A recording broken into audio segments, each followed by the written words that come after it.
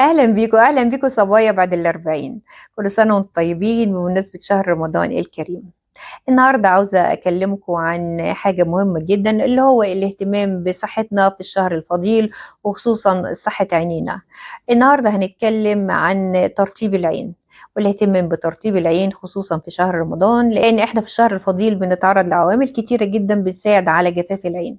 زي ما احنا عارفين ان احنا خصوصا بقى صبايا بعد ال40 وال70 وال80 بيكون عندنا اصلا استعداد للجفاف الطبيعي نتيجة نقص الاستروجين. فاحنا لازم بزيادة نهتم بترطيب جسمنا كله وخصوصا عينينا. طبعا زي ما قلت ان احنا في الشهر الفضيل بنتعرض لعوامل كتيرة جدا بتساعد على جفاف العين.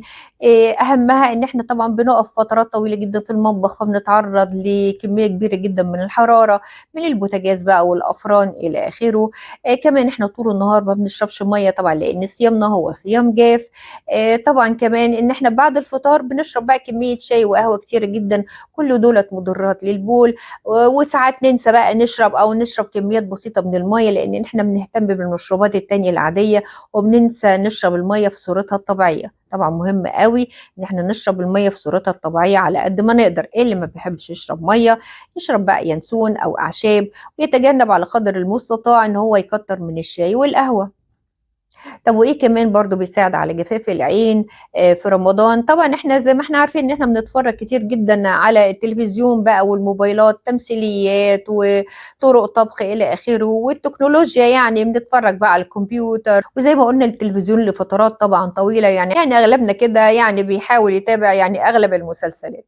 فطبعا يعني برضو بيساعد على جفاف العين. كمان الأغلبية بتاعتنا طبعا الحمد لله بننزل نصلي التراويح طبعا، وبننزل برضو نجيب طلباتنا بعد الفطار يعني ده الأغلب. فبالتالي بنتعرض لكمية كبيرة من الهواء، لأن طبعا بالليل بيبقى الهواء شديد شوية، خصوصا في الفترة الزمنية ديت. احنا طبعا في شهر 2 وفي شهر 3 بيبقى الجو بالليل يعني فيه شوية هواء.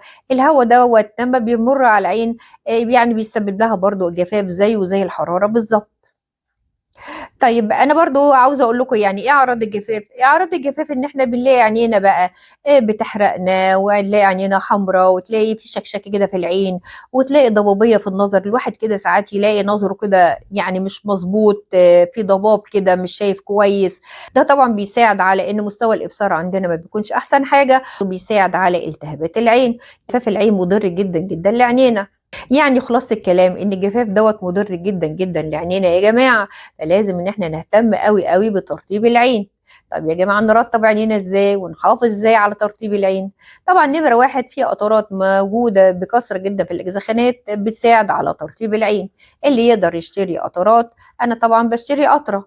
طب وكمان أسعارها متفاوتة في الغالي وفي الرخيص، وفي قطرات في متناول يد الجميع.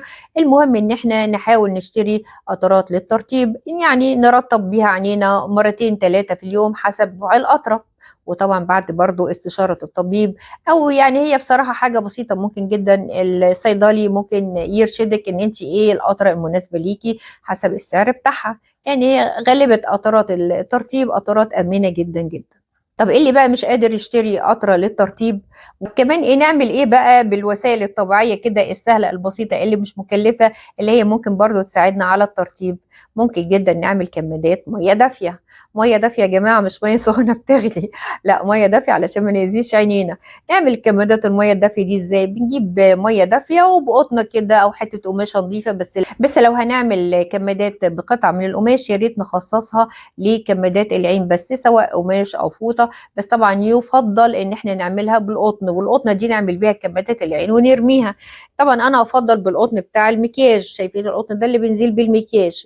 اللي مش قادر بقى يشتري القطن ده، في القطن العادي. بس هو القطن العادي بقى عيبه ايه؟ ان انت لما بتعملي كده شايفه الالياف دي، شايفين الالياف دي؟ الالياف دي ساعات بقى بتدخل في العين بقى تسبب التهابات في العين الى اخره. فليه؟ طب ايه فايده الكمادات الميه الدافيه دي؟ طبعا احنا عارفين ان احنا في عندنا غدد دهنيه حوالين الجفون بتاعتنا. الميه الدافيه دي بتعمل اذابه للدهون، بيبقى سهل جدا على العين افراز الدهون، لان ساعات الدهون دي بتتحجر او بتنشف نتيجه قله شربة الميه، نتيجه بقى السن، نتيجه نقص الاستروجين، عوامل كتير جدا. فما بتخرجش الماده الدهنيه اللي فيها. اما بنعمل بقى كمادات ميه دافيه، الدهون دي بتدوب بقى وبتدي تخرج ترطب العين، لأن طبعًا إحنا زي ما إحنا عارفين إن الدموع عبارة عن مَيّة ودهون، فالدموع دي زي ما إحنا عارفين بتغسل العين وبتحميها من الحاجات الضارة بيها. تاني زي ما قُلنا كده في قطرات اللي هي بتعمل ترطيب للعين من الصيدليات، وقُلنا نعمل كمادات مَيّة دافية للعين.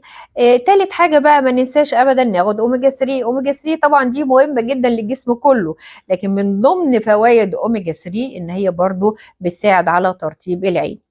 اللي بقى ما بياخدش أوميجا 3 أو يعني إمكانياته لا تسمح، يا ريت يهتم بأكل الأسماك، لأن الأسماك دي فيها أوميجا 3 زي إيه بقى الأسماك اللي فيها أوميجا 3؟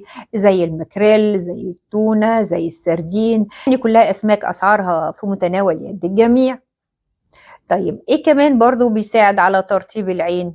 بيساعد بقى على ترطيب العين إن إحنا ما نعرضش نفسينا للعوامل اللي بتعمل لها جفاف، يعني لمّا نيجي نتفرج على التلفزيون ما نتفرجش كتير على التلفزيون، ناخد كده بريك، يعني نتفرج مثلًا نُص ساعة ونريّح، مش لازم يعني نتابع كل التمثيليات وكل المسلسلات.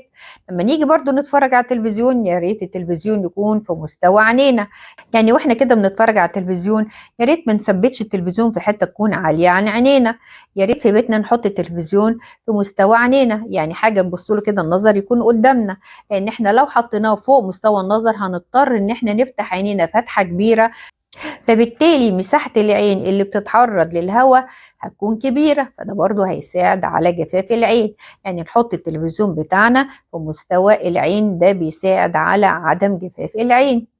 طبعًا برضه ما نتعرّضش لأماكن فيها حرارة كتير، يعني كده وإحنا بنطبخ يا ريت كده نروح نريّح كده شوية ونشطف وشنا كده ونرطّب جلدنا ونرطّب عينينا وبعدين نخش المطبخ تاني.